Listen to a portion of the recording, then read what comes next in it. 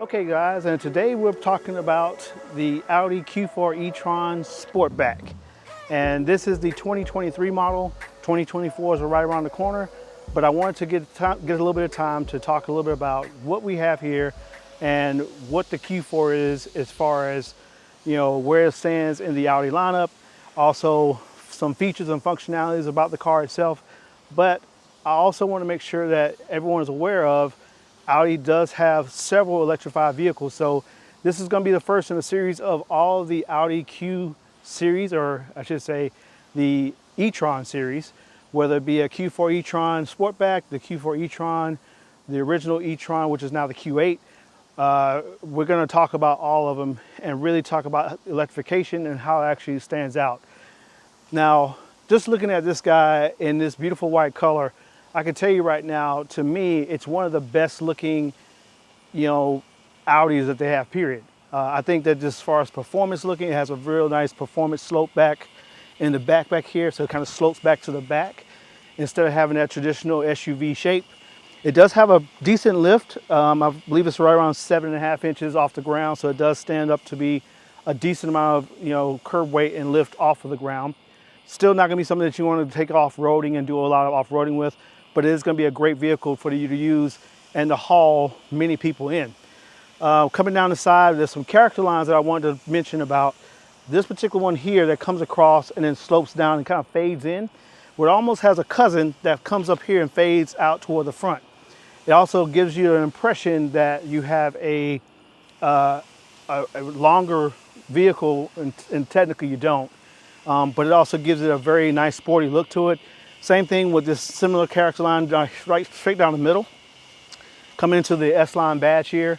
And if you notice, a lot of Audis now have S-Line as almost like a staple. So if we look at the Q5, for instance, they're all S-Lines. There is no more like a Q5 lower end model that didn't have that sportier package, because it does make it more curb appealing and it does make it look even better and more sporty for a lot of people.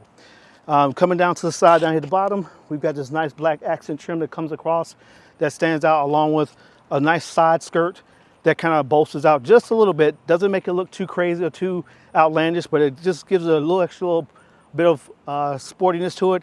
And then there's some lines that just add in, this little swoop area here that gives it more of an aerodynamic feel, which is what you want in an EV. You want your EV to be very efficient, and it has to actually have the ability to, tread through air correctly.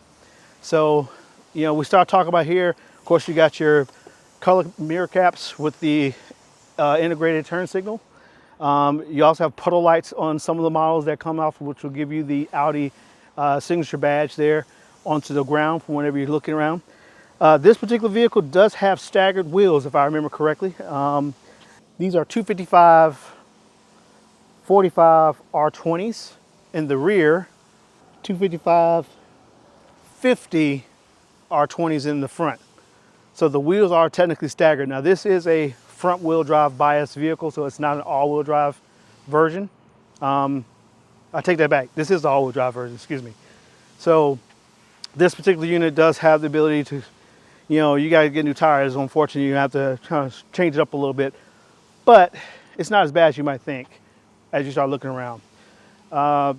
This accent line here, now this also has the Audi blackout package, which is the name for it I'm going to put up here.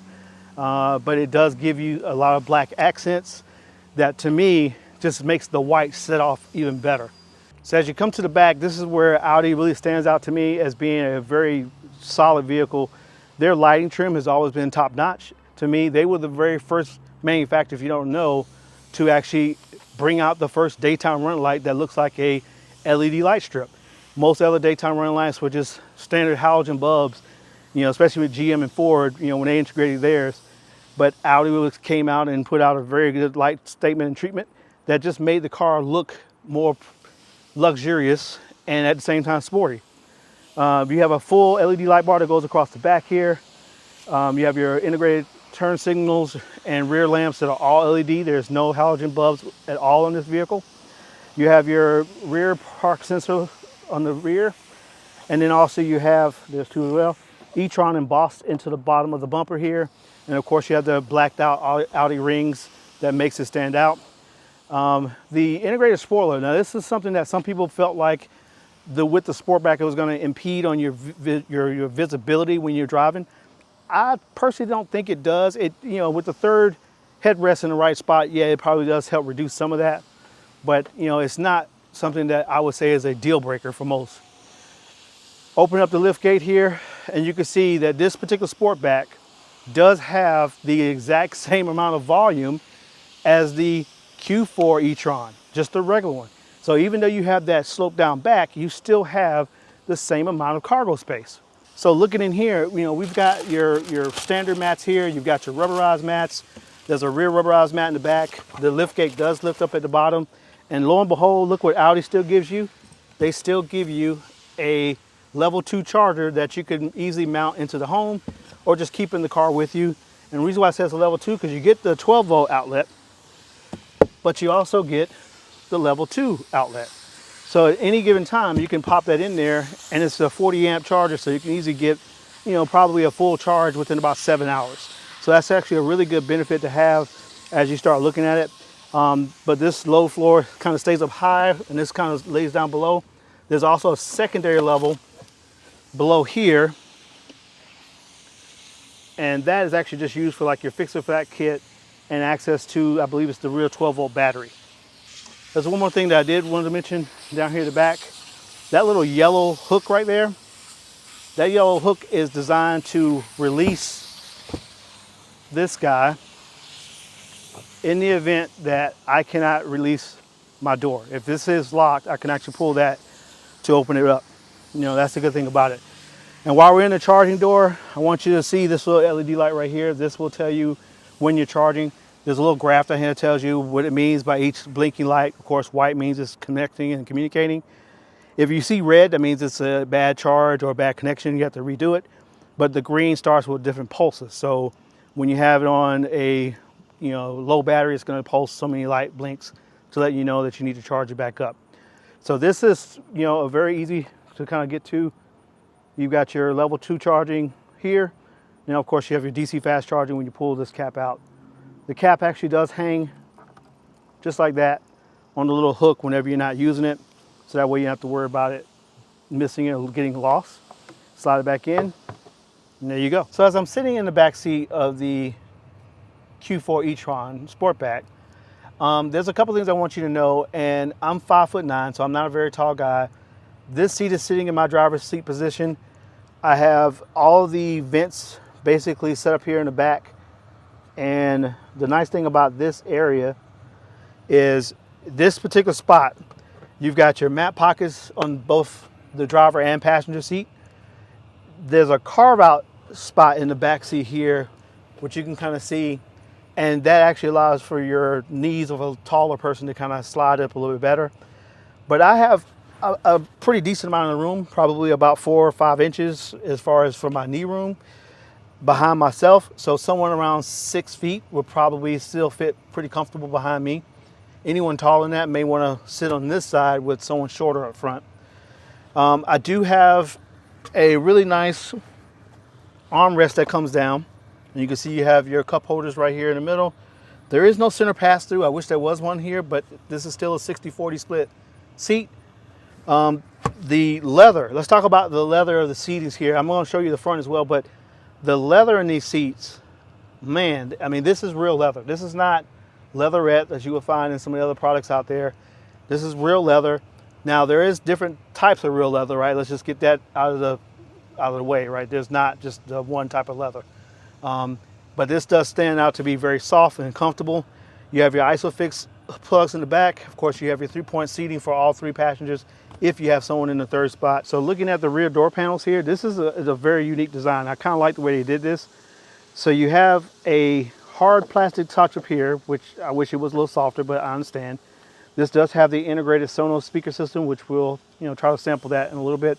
Of course, you have your door latches trimmed in silver, which looks really nice. And then you also have, right here, you have a handle to kind of close the door, so it's not a little pouch here. But there's a little cup holder right here. I always consider like a bottle holder to put your bottle drinks at. That's actually pretty unique because a lot of times you have it stuck down here at the bottom bay, which a lot of times people don't like because these get pretty cramped in the back seat. So I have like a bottle holder here, and I've got a little pouch here to put some snacks or whatever in. So it makes it really interesting and very easy for you to kind of navigate around as far as a backseat passenger. So coming to the driver's door, this is the passenger side door we're looking at here. You can see I still got the plastic inserts to kind of keep this from, getting scratched up during test drives. I have your lock unlock button here, very easy for you to see. Of course, your window controls right here, same thing. And also I have that same bottle holder up front as well. A little bit deeper pocket up front, but then this is a softer molded touch plastic or rubberized door insert on the side. Same thing with a much more softer padding on the armrest. And I didn't mention, but you do have the same softed padding on the armrest on all 4 doors. So this makes it really nice. You have the white stitching that goes across. Coming to the dash on the passenger side, you have your really nice large vents, so the passenger is not going to get hot. And then of course you have a nice stainless steel accent trim here. You have like a gloss gray trim here with a little bit of gloss black trim to kind of separate the two, which I think is a nice little stylistic look.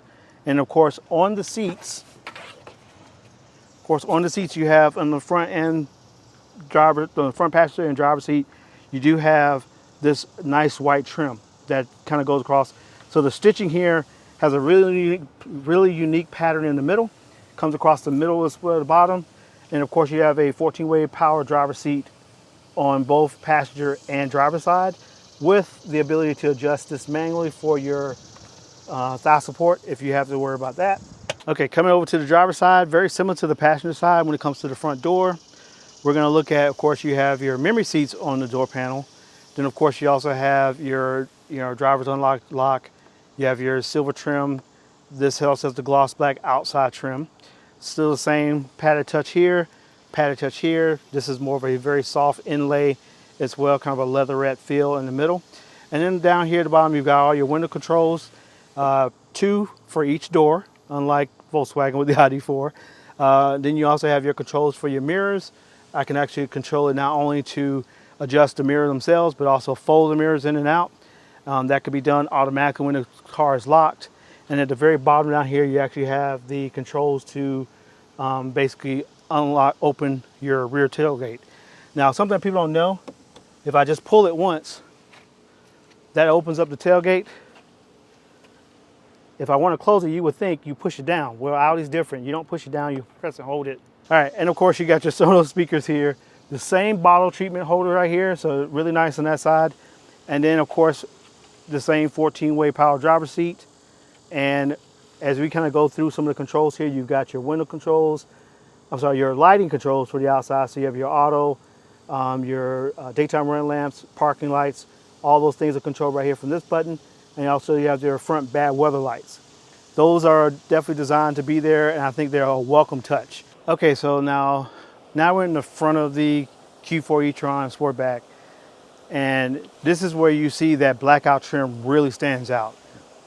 Most Audis have a silver rings pattern, but this is more of a blacked out silver. It has a really unique look to it. I think it stands out as being one of the best looking out there. You have your LED lights, headlights with, of course, the matrix lights, so you can actually adjust those LED styles, and I'll kind of walk through that in just a little bit. Down here at the bottom, of course, you got your sensors that are all tied into the front end. And then, of course, we have your front washers for each one of the front headlights. Overall, the styling to me just stands out to be a very unique look. I love this character line that goes across the hood. It kind of gives it a very kind of a sporty, unique look to it. Up on the windshield, you can actually kind of see the camera system that's set up there. And this particular vehicle also offers the augmented reality head-up display. And we're going to try to showcase that as much as we can. But I think that's going to be something that's going to be very intriguing for a lot of people to see, especially if you've never seen how it actually does directions. So this has been a quick look on the exterior and interior of the Audi Q4 e-tron. And now we're going to take a little bit more of the deeper dive on the inside, and let's take it for a ride. Okay, so now let's look at the interior a little bit more in depth with the Audi Q4 e-tron Sportback. And we're going to start with the center console because I think this particular area is probably going to be the most used when it comes to what people are wanting to use in the car and Actually, you know, when they buy the car, this is going to be the most things that they control the most. So kind of going through really quickly, I'm just going to go home, and you have a quick, simple tab view of in your home screen. So what this does for you is it does give you the ability to kind of see things that are quick glance, your radio, your telephone, your maps, and of course then I can go into my screen when it comes to the dedicated menu, radio, media, phone, navigation, phone apps, the vehicle itself, favorites and the settings. Swipe one more time. I have my help settings here, and then also have my messages, news, any users that I'm going to actually establish as being people who are going to be driving the car the most. You also you can subscribe to having weather and then your calendar events, and then there's some other notes in here about the operating system built into the legal notes and firmware updates. So kind of skipping over a few of these, I'm not going to go through all of them. I did want to kind of address the vehicle one first, because this particular menu is going to talk a little bit about things that you're going to do on a daily basis, mainly being charging is one. So talking about charging, we actually have the ability to see where my battery's at currently. It's 83.5%. So I can actually charge it all the way to 100% if I wanted to, but recommended it's always 80% is what you want to use, because it does reduce degradation on the battery too soon. Swiping until the next day, I can actually schedule my charging. So I can actually say on a daily basis, I wanted to start charging at home at, let's say, 1 a.m. in the morning, and then cut off at 6 a.m. in the morning. So every single day, no matter where I drive that day, I still get so many amperage of hours back, and or kilowatt hours back into the battery pack every single day that I'm charging. Or I can do this on maybe every other day. And the reason why you might want to do that is because some states and some counties do offer better deals when you don't charge as much, and they offer better deals, of course, based on charging time. The next thing on the list here, and that is going to be under lighting and visibility. We have your exterior lighting features, your interior lighting features. So let's look at exterior first. Automatic headlamps, we want those to come on. Yes. Of course, you have your entry and exterior lighting. This does have LED lights that are pretty much all over the car, indoor and outdoor. So you will like those to kind of come on when you're actually talking and using them. Then you have your daytime running lights that are going to come on just when you're driving. And you also have your digital signature lights. Now this is where I was talking about before, the ability to customize those matrix lights for the headlights. So I have a light design here, and then I have another light design here. You can kind of see what it's doing on each one of the headlights. And then one here, which has probably been one of the most popular. And then number 4. I personally like number 2. I think it's just very distinctive and has a different look. And for me, you're buying an EV to be a little bit different, so why not have a little bit different look? So you hit confirm on that, and that's it. Now, going back out, one more thing that we want to talk about, rain sensors. Rain sensor lights are going to come on automatically whenever we're talking about driving down the road and it starts to rain. All of your exterior lights come on. That's kind of a standard, and you want to have that done anywhere for safety. Interior lighting, there is some ambient lighting built into this car as well, and you can actually see where you can adjust different parts of it. So I can actually adjust the solar, and see if I can get a little closer so you can see what it looks like here. But you can kind of see that it gives it a different ambient amber look. Impulse, a little bit more of a red and white. Maritime is more blue. And then Audi Drive Select is going to change based off of the drive mode that you're in. So if you're in Sport, Eco, whatever it might be, it's going to adjust those lights to kind of match that same scenario. All right, so going back out, we're going to do a couple more things really quickly. Driver's assistance, just to give you an idea of what's here. These are things like your speed warning, traffic assist, any adaptive cruise settings, distance warning. All those things are all within this menu system. Now I'm going to skip back out to the main home screen because I wanted to show navigation and how navigation is a little bit different. And I really want you guys to see something that's really cool when it comes to the head-up display. So this is the not Google Maps, but it is the Audi navigation maps. We'll just call it that for instance. Okay, so now we're going to take a look at the instrument cluster. Now it is a smaller digital cockpit than you would normally see on some of the other Audi models that you have out there. But kind of backing up for a second, looking at the steering wheel, you can see it does have a touch sensitive controls, but it also has physical inputs. so you can actually really get an idea of what and where you're actually, utilizing and touching the most. So if I hit the view button here, it does give me a few different view options. Now, as I scroll through these, I can see like the XM, I can see any kind of notes that I have, but I also can add them in my navigation. So if I hit view now it brings the navigation into my main console. So now I can actually have it here and here. This makes it very easy for you to kind of navigate back and forth between whatever you want to use the most. Some people like using the navigation inside this particular area around the main unit. And like I said, it will show up in the head-up display as you look through it there. I personally don't mind either one. I do also like the controls here.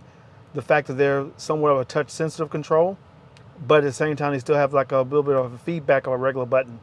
You have all your controls to navigate within the system here on the left, and then all your volume controls and the heated steering wheel along with voice commands on the right. The steering wheel itself is a nice, unique Audi design. I think it's like a mixture of what you would see on some of the newer Hyundais out there, but at a much better look because it's a double flat bottom, I would call it, steering wheel. So it does have a very unique look to it. Cruise control, this is the one thing I personally don't like. They have cruise control down here. So now what that does do is it does separate you accidentally touching your cruise control while you're driving. In that scenario, I get it. I 100% get it, and I'm right there with them. But I wish it was, placed a little differently on the steering wheel. Speaking of steering wheel controls, there's also paddles for your regen. Left is to reduce the braking speed. The other is to increase the speed if needed. But I will tell you this. It does not bring you to a complete stop. There is no one pedal driving in this car. It brings you down to a very, very slow creep. But that's also why Volkswagen has included the B mode. Same mode that you would see inside the Audi Q4. You have the drive, and then you have the brake assist mode, which once again, you take your foot off the brake, it will start to regenerate and slow down. Park assist up front, your parking assistant here, and then of course it controls for your adaptive settings and your vehicle's overall sensors. So you can either tap that and that'll bring you into driver assistance, all the features that we just mentioned before. And then of course if we hit park, it does bring you to the camera. Now earlier I did mention it was surround view camera. This particular model does not have it. It will be an option as you go into some of the other models. But it does give you the ability to turn on the full self parking feature. Let's just say this is going to be something that some people are going to love and some people are going to be afraid of. I'm one of those people who I'm like just not sure I'm ready to start letting my car park itself just yet. But I have seen several videos that does work really well. And then of course I have a drive select button down here at the bottom. This allows me to change it between efficiency, comfort, auto, dynamic, and individual, with some changes there. And like I said before, depending on your light treatment settings, if I have it on auto or comfort, it's going to change it to a different color for the ambient lighting. Your hazard lights here, and of course your traction control off. This control will kind of frustrate some people at first, but if you're familiar with Apple's original iPod, it's going to seem very similar because you have the ability to scroll to turn your volume up, and then also hit to turn your mute. And then of course I can select tracks left to right, and then I can mute it down here, turn the power off. Start stop button, once again, not necessarily needed, but it's there as a, hey, I need to get out of the car really quickly. I want to turn it on for someone to be in, and let the climate control sit for a few minutes. That's easy. But with just like other VW products and Volkswagen, Porsche, Audi, they all do the same thing. You get in, sit down, put your foot on the brake. That automatically turns the car on. There is a catch in all Audi E-Trons that you cannot drive until you put your seatbelt on. So if I put in reverse, neutral, or drive, it's not going to let me do anything until I put my seatbelt on. Moving down toward the center here, you do have your cup holders, and of course a small little cubby hole for some storage there. It's not bad. It's not the most range, but it does allow you to slide this forward and back to give you better arm support. And then down here at the bottom, you'll see that I have a wireless charger that allows my phone to slide in the horizontal form, not vertical. 2 USB-C ports, 12-volt adapter, and then a little bit of a storage cubby down here as well. Those are particular things that I stand out. I like having those features in there. It just makes it look better. Your climate control, this is where people who didn't like the Audi 4 are going to love the Audi, just for the fact that you do have physical buttons here to change everything from auto to your modes and switches as far as your fan controls, you know, the recycle air, all those things to turn on. 3-stage heated seats. I think you do have the option to get cool seats as you go to a higher end model. And then of course you have your rear and front defrosters, and overall just a really nice package. The nice thing about EVs is the fact that I can easily set it up to control how I can have my electronic climate control. And this one is no different. I can get in here, sit down, turn it on, and then say, hey, keep my climate control on for up to 30 minutes, which is what I have it on right now. So the whole time I was outside, the car was cool, never got hot at all, which was great. Moving up to your mirror here, you have your single stage mirror. This is, of course, the frameless mirror, and it does have your navigation symbols inside, so you know what direction that you're going. Your compass built in. You'll have your touch controls for your lighting, as far as all of your 2 map lights for both passenger and driver. They also do come on based off of this button if I want to hit all lights, or if I want to hit just the door to have it open. Then I have my sunshade here that you can turn on the right hand side, and then this will open up the sunroof directly. I won't do it now because I have a camera connected. Then you have the Audi SOS and also the scheduled maintenance and roadside assistance. Coming down here to the side, you also have up here, you've got your vanity mirrors. Both are illuminated with LEDs on both sides. And for you straight pipes fans, yes, it does open on both sides. Whoops. So you do have that on there. This is always the hardest thing to do is when you by yourself, one person. Okay, so then you have your old blank canvas. All right, you'll say that's just something. I always wonder, why does the driver have one? The driver's wheel hand should be on the steering wheel. So I never understood when they have one here. I guess in the event that, you know, you fall asleep at the wheel and whatever. All right, so moving on, of course, your glove box. It is lockable, and this is a really nice deep dampened glove box. I could definitely put probably a 12-inch iPad in here without any problems. Place for a pen and some coins, maybe even a couple of business cards or a pass for going through tolls. And kind of going around here, you have the rest of the E-Tron stuff. The rear seats, I didn't show it, but let me show it real quick. So in the rear seats back here, you do have your rear vents. These are your rear climate control buttons. And of course, you have 2 USB-C ports and a 12-volt outlet as well. So your rear passengers do have a very nice, comfortable climate control. But right now, I've been dying to do this myself. We're gonna put it in drive. Now let's go.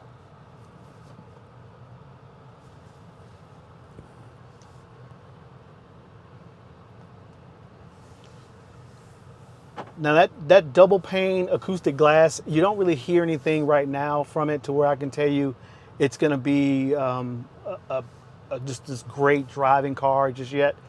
When I get on the interstate, we're gonna see how much noise that it actually lets in. I'm gonna let the car really cool off really quickly, and then we're gonna go ahead and try to get some good ambient, or just a good idea of what it sounds like while driving the car.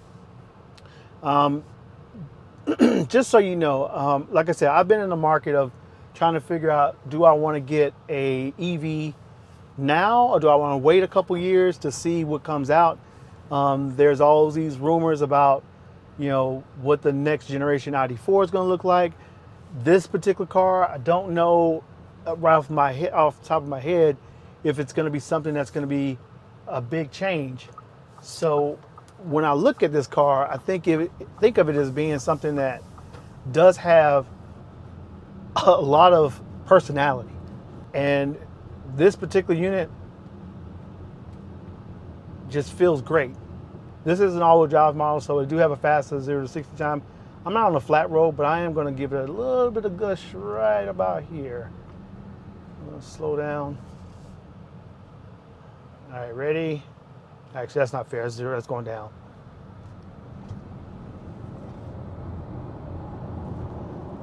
I got to 54 pretty quick. And this is the thing I like about it. This steering wheel. That's the thing about it. The steering wheel in this guy is nice. Oh, so the head-up display, you guys can't really see it. At least I don't think you can. So maybe the GoPro might get it. But as I got too close to the yellow line, it basically started to push me over because of the assistance mode. And it's just like, no, get over. And it just gives me a gentle nudge, which I like. I'm taking this for a little bit of an extended test drive. I'm still not going crazy with it, but I am going to drive a little bit further than I normally would. All right, so let's look at the turning radius on this guy. This is a pretty sharp turn, having to go across this way. And just like the Audi 4, excellent turning rating. Excellent turning. Okay, so now we're going to get on the interstate. And I-85 to me has always been one of these places that, you know, you can have a great experience on I-85 with a test drive, or you can have a horrible experience. So getting on here, I'm not even going to go all the way down. I'm just going to get on down to this next exit, and then I'm going to hop back around just to give me a little bit of extended range. So like I said, this augmented reality head-up display, honestly, I'm telling you right now, if I had this, I would probably not even hardly use the main cluster because it's in your face and it stands out really well. And that's the thing I like about it. So you get a chance to see exactly how good it sounds. And this is pretty quiet. I'm going to turn the fan down a little bit. So overall, I think this is an excellent view. Like, I like the fact that I can see my navigation in here. I have everything on the side. Something that I didn't mention earlier with the actual mirrors themselves, with the blind spot monitoring being inside the inner cap of the mirror, is a much better place than it being on the mirror itself, because it's in your peripheral. So as you're driving, you can see that ambient light almost in the right spot, versus being on a mirror, you're having to turn your head, which could prevent you from catching something at a really quick glance. So we're going around now, getting back onto the interstate, and this will give me a little bit of an opportunity to see how well I can accelerate on this side road here.